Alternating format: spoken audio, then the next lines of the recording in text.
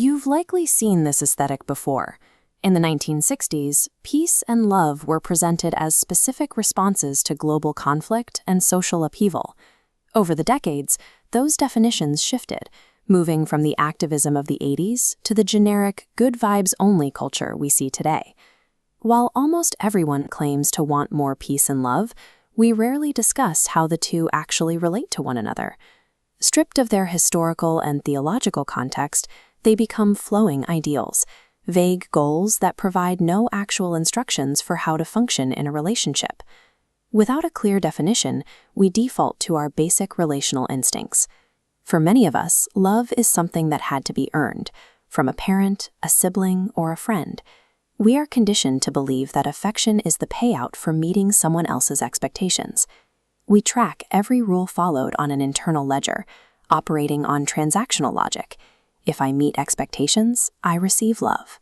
Applying this to spirituality turns faith into a game of buying and selling, a high-stakes negotiation where obedience purchases approval. This transactional framework makes true peace impossible to reach.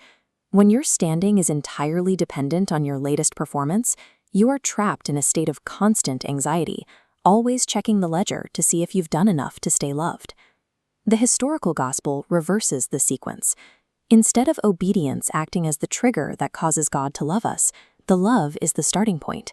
Unconditional acceptance is the foundation that then creates a joyful desire to follow instructions. This relationship is residential, not a visitation.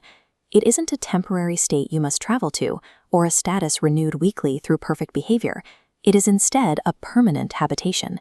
Accepting this foundation removes the need to perform. When the baseline of the relationship is already secure and unearned, the individual is free to act without the constant pressure of proving their worth. Any attempt to follow spiritual rules without first understanding this foundation leads right back to legalism. Without the security of being loved first, obedience is just a tool used to try and manipulate an outcome.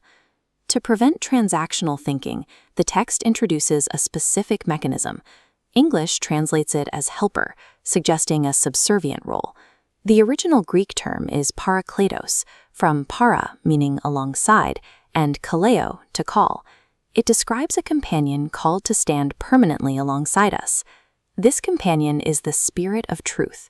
Its primary role anchors our perception in reality, helping us see the world as it is, rather than how we fear it might be. We need this anchor because human nature gravitates toward what Stephen Colbert called truthiness, the habit of claiming something is true simply because it aligns with our feelings or desires, regardless of the facts. The Paraclete functions as a constant corrective to truthiness. It points us back to the person of Jesus and serves as a reminder that grace is, by definition, something that cannot be bought or sold. This companion is necessary because our instincts are transactional. Without a constant reminder of the truth, we will always drift back toward the anxiety of trying to earn our own value. When foundational love is combined with the constant truth-telling of the Paraclete, the result is peace, not as a vague feeling, but as a deliberate architectural output of the relationship.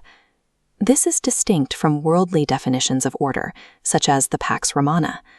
In the ancient Roman world, peace was a product of the state, maintained through a very specific set of mechanics. The Pax Romana was achieved through the threat of violence, absolute compliance, and the fear of consequences. It was a peace designed to keep people in line through intimidation. This stands in opposition to the ancient Jewish concept of shalom. While the Roman system focused on the cessation of conflict, shalom implies a state of total wholeness, healing, and the presence of well-being. This brand of peace liberates the individual. It removes the need for blind obedience and ends the exhausting cycle of a life built on winning, losing, and constantly proving your standing. True peace serves as the final evidence of love. It is only achieved when we stop trying to balance the ledger of our own worth and finally accept that we are already loved without condition.